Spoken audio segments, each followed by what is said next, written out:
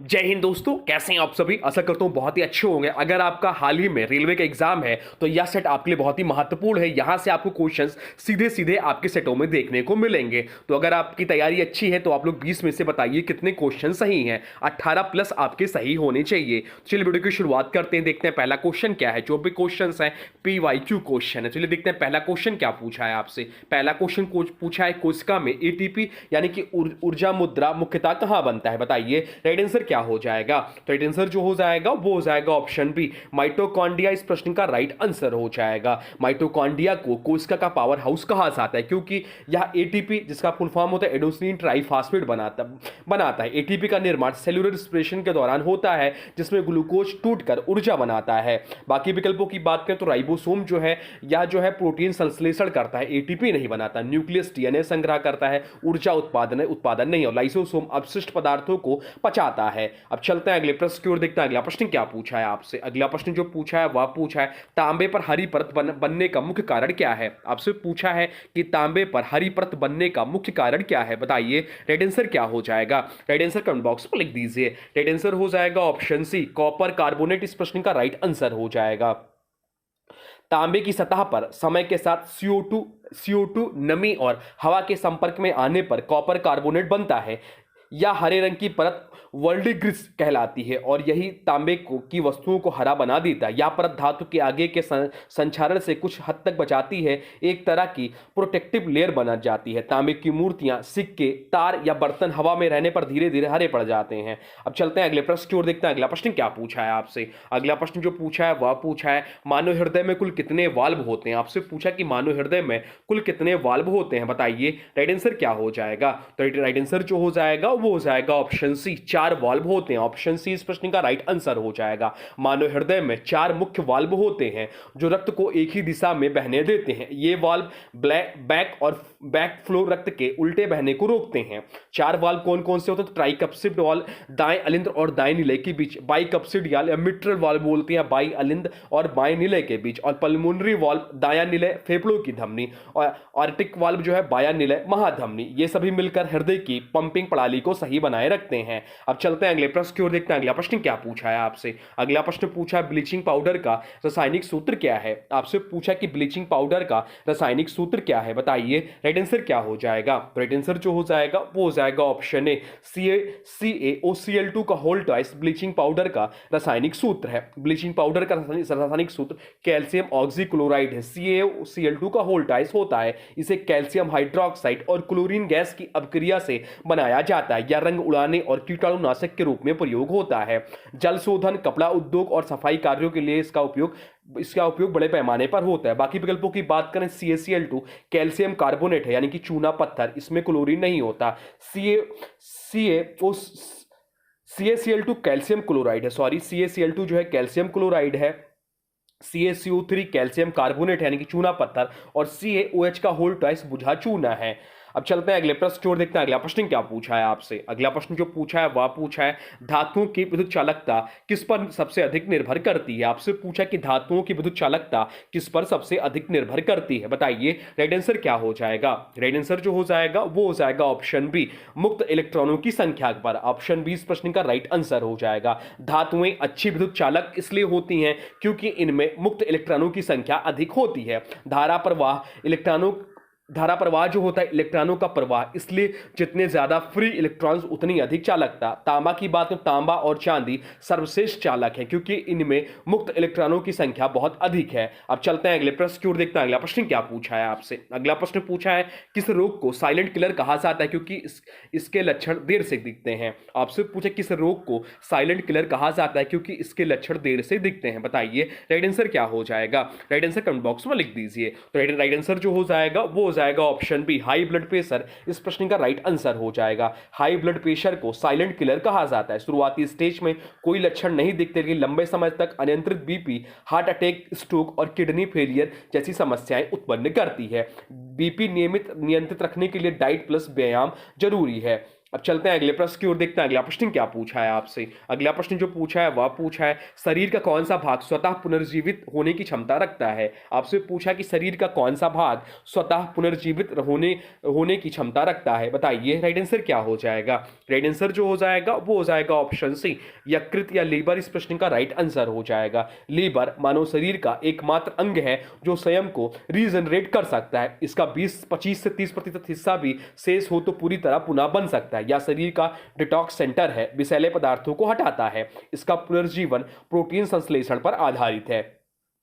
अब चलते हैं अगले प्रश्न की ओर, देखते हैं अगला प्रश्न क्या पूछा है आपसे। अगला प्रश्न पूछा है प्रकाश का वेग माध्यम में कम क्यों हो जाता है। आपसे पूछा कि प्रकाश का वेग माध्यम में कम क्यों हो जाता है, बताइए राइट आंसर क्या हो जाएगा। राइट आंसर हो जाएगा ऑप्शन बी, प्रकाश माध्यम के अणुओं से टकराता है। ऑप्शन बी इस प्रश्न का राइट आंसर हो जाएगा।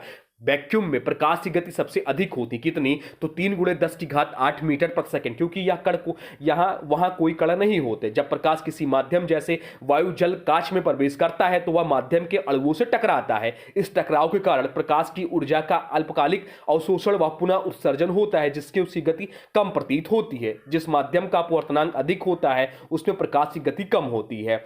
अब चलते हैं अगले प्रश्न की ओर, देखते हैं अगला प्रश्न क्या पूछा है आपसे। अगला प्रश्न पूछा है मानव शरीर में प्लेटलेट्स का मुख्य कार्य क्या है। आपसे पूछा है कि मानव शरीर में प्लेटलेट्स का मुख्य कार्य क्या है, बताइए राइट आंसर क्या हो जाएगा। राइट आंसर हो जाएगा ऑप्शन सी, रक्त का थक्का बनाना इस प्रश्न का राइट आंसर हो जाएगा। प्लेटलेट्स रक्त अणु या थ्रोम्बोसाइट्स का मुख्य कार्य रक्त का थक्का बनाना है, ताकि चोट लगने पर खून बहना रुक जाए। प्लेटलेट्स रक्त में मौजूद क्लोटिंग फैक्टर्स को सक्रिय करते हैं, जिससे फाइब्रिन जाल बनता है और खून थम जाता है। अब चलते हैं अगले प्रश्न की ओर, देखते हैं अगला प्रश्न क्या पूछा है आपसे। अगला प्रश्न जो पूछा है वह पूछा है चश्मे के लेंस किस सिद्धांत पर काम करते हैं। आपसे पूछा है कि चश्मे के लेंस किस सिद्धांत पर काम करते हैं, बताइए राइट आंसर क्या हो जाएगा। राइट आंसर हो जाएगा ऑप्शन बी, अपवर्तन इस प्रश्न का राइट आंसर हो जाएगा। चश्मे के लेंस प्रकाश के अपवर्तन के सिद्धांत पर काम करते हैं, यानी प्रकाश माध्यम बदलने पर दिशा बदलता है। चश्मे के उत्तल या अवतल लेंस प्रकाश की किरणों को ऐसे मोड़ देते हैं कि वह सही स्थान पर रेटिना पर फोकस हो जाएं।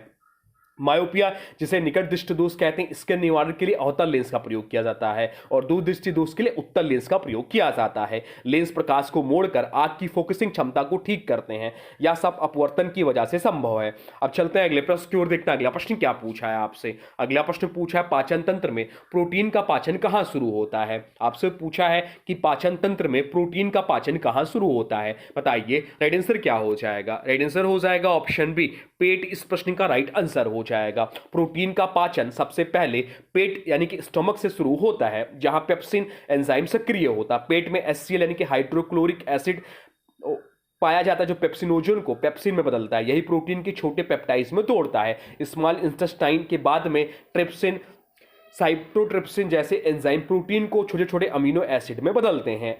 बाकी विकल्पों की बात करें तो माउथ जो है प्रोटीन पाचन नहीं सिर्फ कार्बोहाइड्रेट यानी कि एमाइलेज का पाचन करता है। स्मॉल इंटेस्टाइन प्रोटीन का पूर्ण पोषण होता है, शुरुआत नहीं। और लार्ज इंटेस्टाइन कोई पाचन क्रिया नहीं करता, सिर्फ पानी का अवशोषण करता है। तो ये चीज ध्यान रखिएगा।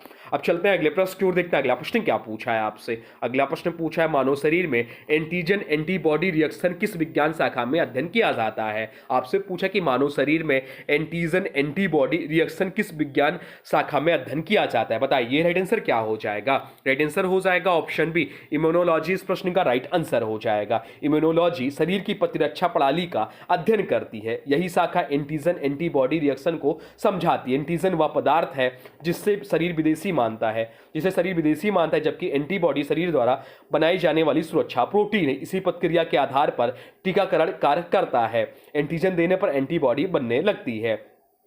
बाकी विकल्पों की बात करें तो साइटोलॉजी में कोशिकाओं का अध्ययन किया जाता है। एंड्रोक्राइनोलॉजी में हार्मोन्स और ग्रंथियों का अध्ययन करते हैं। और हेमेटोलॉजी में रक्त और रक्त संबंधी रोगों का अध्ययन किया जाता है। अब चलते हैं अगले प्रश्न की ओर, देखते हैं अगला प्रश्न क्या पूछा है आपसे। अगला प्रश्न पूछा है गैसों के दाब का एसआई इकाई क्या है। आपसे पूछा है कि गैसों के दाब का एसआई इकाई क्या है, बताइए राइट आंसर क्या हो जाएगा। राइट आंसर हो जाएगा ऑप्शन सी, पास्कल इस प्रश्न का राइट आंसर हो जाएगा। दाब बराबर होता क्या है, तो दाब बराबर होता है बल बटा क्षेत्रफल। इसकी एसआई इकाई पास्कल है। 1 पास्कल बराबर 1 न्यूटन प्रति मीटर स्क्वायर होता है। जूल की बात करें तो जूल जो है ऊर्जा का मात्रक है, न्यूटन बल का मात्रक है, वाट शक्ति का मात्रक है, बैरोमीटर जो है या दाब मापता है। अब चलते हैं अगले प्रश्न की ओर, देखते हैं अगला प्रश्न क्या पूछा है आपसे। अगला प्रश्न पूछा है मानव शरीर का पेसमेकर किस भाग को कहा जाता है। आपसे पूछा कि मानव शरीर का पेसमेकर जो है किस भाग को कहा जाता है, बताइए राइट आंसर क्या हो जाएगा। राइट आंसर जो हो जाएगा वो हो जाएगा ऑप्शन बी, एसए नोड को। ऑप्शन बी इस प्रश्न का राइट आंसर हो जाएगा। एसए नोड जिसे सिनेट्रियल नोड कहा जाता है, को हृदय का प्राकृतिक पेसमेकर यानी कि न्यूट्रल पेसमेकर कहा जाता है, या दाएं अलिंद्र राइट आर्टियम में स्थित होता है। ऐसे नोड ही हृदय की धड़कन शुरू करता है क्योंकि वह विद्युत आवेग उत्पन्न करता है। इसी आवेग से हृदय निर्मित रूप से धड़कता है। सामान्य धड़कन जो होता है 1 मिनट में 72 बार।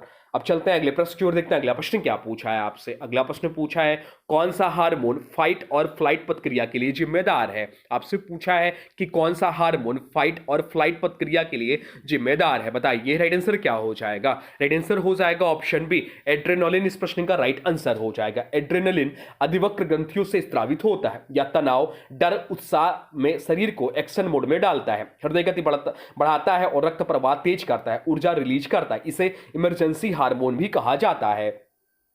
अब चलते हैं अगले प्रश्न की ओर, देखते हैं अगला प्रश्न क्या पूछा है आपसे। अगला प्रश्न जो पूछा है वह पूछा है ध्वनि की तीव्रता किस पर निर्भर करती है। आपसे पूछा कि ध्वनि की तीव्रता किस पर निर्भर करती है। इंपॉर्टेंट प्रश्न है, बताइए राइट आंसर क्या हो जाएगा। राइट आंसर हो जाएगा ऑप्शन बी, आयाम पर। ऑप्शन बी इस प्रश्न का राइट आंसर हो जाएगा। ध्वनि तरंग की एम्पलीट्यूड यानी कि आयाम जितना अधिक होगा ध्वनि उतनी तेज सुनाई देगी। आयाम तरंग की ऊर्जा को दर्शाता है, ऊर्जा ज्यादा ध्वनि की तीव्रता ज्यादा। फ्रीक्वेंसी जो है आवृत्ति जो है ध्वनि की पिच यानी कि तीक्ष्णता को प्रभावित करती है, लाउडनेस को नहीं। और लाउडनेस को मापने की इकाई जो है डेसिबल होती है। ध्वनि को मापने की इकाई जो होती है वह डेसिबल होती है। अब चलते हैं अगले प्रश्न की ओर, देखते हैं अगला प्रश्न क्या पूछा है आपसे। अगला प्रश्न पूछा है टीबी रोग का मुख्य कारण कौन सा जीवाणु है। आपसे पूछा कि टीबी रोग का मुख्य कारण कौन सा जीवाणु है, बताइए राइट आंसर क्या हो जाएगा। राइट आंसर हो जाएगा ऑप्शन सी, माइकोबैक्टीरियम ट्यूबरक्लोसिस इस प्रश्न का राइट आंसर हो जाएगा। टीबी जो कि क्षय रोग है का कारण माइक्रोबैक्टीरियम ट्यूबरक्लोसिस है, या फेफड़ों को सबसे अधिक प्रभावित करती है। टीबी फेफड़ों के अलावा हड्डी, दिमाग, रीढ़ आदि को भी प्रभावित कर सकती है। इसके लिए बीसीजी वैक्सीन इससे बचाव में सहायक है। बाकी विकल्पों की बात करें तो साल्मोनेला टाइफी जो है या आपके टाइफाइड के लिए जिम्मेदार है। अब चलते हैं अगले प्रश्न की ओर, देखते हैं अगला प्रश्न क्या पूछा है आपसे। अगला प्रश्न जो पूछा है वह पूछा है किस धातु का उपयोग फ्यूज वायर बनाने में किया जाता है। आपसे पूछा किस धातु का उपयोग फ्यूज वायर बनाने में किया जाता है, बताइए राइट आंसर क्या हो जाएगा। राइट आंसर हो जाएगा ऑप्शन सी, टिन सीसा मिश्र धातु का। फ्यूज वायर ऐसे धातु से बनाया जाता है जिसका गलनांक कम हो ताकि अधिक धारा आने पर तार जल्दी पिघलकर सर्किट को बचा सके। टिन प्लस सीसा की मिश्र धातु का गलनांक बहुत कम होता है, इसलिए यह सबसे उपयुक्त फ्यूज वायर है। फ्यूज का मूल सिद्धांत अधिक धारा, तार गर्म होता है, पिघलता है, सर्किट टूट जाता है, उपकरण सुरक्षित रहते हैं। तांबा और एल्युमिनियम का गलनांक उच्च होने के कारण फ्यूज वायर के लिए उपयुक्त नहीं होते। अब चलते हैं अगले प्रश्न की ओर, देखते हैं अगला प्रश्न क्या पूछा है आपसे। अगला प्रश्न पूछा है रक्त का शुद्धिकरण मानव शरीर में कहां होता है। आपसे पूछा कि रक्त का शुद्धिकरण मानव शरीर में कहां होता है, बताइए राइट आंसर क्या हो जाएगा। राइट आंसर हो जाएगा ऑप्शन सी, वक्र इस प्रश्न का राइट आंसर हो जाएगा। वक्र जो है शरीर में रक्त का शुद्धिकरण करते हैं, जिसमें खून से अपशिष्ट पदार्थ और अतिरिक्त पानी को अलग किया जाता है। या शुद्धिकरण नेफ्रॉन में होता है, जिसे किडनी की कार्यात्मक इकाई कहा जाता है। किडनी रक्त से फिल्टर किया हुआ अपशिष्ट मूत्र के रूप में बाहर निकालती है। अब चलते हैं अगले प्रश्न की ओर, देखते हैं अगला प्रश्न क्या पूछा है आपसे। अगला प्रश्न पूछा है मनुष्य के दांत कितने प्रकार के होते हैं। आपसे पूछा है कि मनुष्य के दांत जो होते हैं वो कितने प्रकार के होते हैं, बताइए राइट आंसर क्या हो जाएगा। राइट आंसर हो जाएगा ऑप्शन डी, 4 प्रकार के होते हैं। मनुष्य के स्थायी दांत परमानेंट टीथ 4 प्रकार के होते हैं। कौन कौन से? कृंतक जिन्हें इंसीजर बोलते हैं, सामने वाले तेज दांत भोजन को काटने के लिए इनका प्रयोग होता है। कैनाइन जो नुकीले दांत होते हैं भोजन को फाड़ने के लिए। पूर्व दांत जिसे प्रीमोलर्स बोलते हैं, चबाने और पीसने के लिए। दांत जिसे मोलर्स बोलते हैं, बड़े और मजबूत दांत भोजन को अच्छे से पीसने के लिए। वयस्क मानव में कुल 32 दांत होते हैं, 16 ऊपर 16 नीचे। इनमें ये चारों प्रकार के दांत पाए जाते हैं। कौन कौन से? तो इंसीजर, कैनाइन, प्रीमोलर्स और मोलर। तो ये रहे आपके टॉप 20 साइंस क्वेश्चन जो आपके आने वाले एग्जाम के लिए बहुत ही महत्वपूर्ण है। देखेंगे आपको यहां से सीधे सीधे क्वेश्चंस मिलेंगे। अब आज के वीडियो से प्रश्न है, इसका राइट आंसर आप लोग को कमेंट बॉक्स में बताना है। आज के वीडियो से प्रश्न है, कौन सा हार्मोन फाइट और फ्लाइट प्रक्रिया के लिए जिम्मेदार है। आपसे पूछा है कौन सा हार्मोन फाइट और फ्लाइट प्रक्रिया के लिए जिम्मेदार है। इसका जो भी राइट आंसर हो कमेंट बॉक्स में जरूर बताइए। और हाँ देखिए, अभी तक आपने वीडियो को लाइक नहीं किया है तो प्लीज वीडियो को लाइक कर दीजिए और चैनल पे नए चैनल को सब्सक्राइब भी कर लीजिए। तो चलिए मिलते हैं एक नए वीडियो में, तब तक के लिए thanks for watching railway exam target channel को। जय हिंद।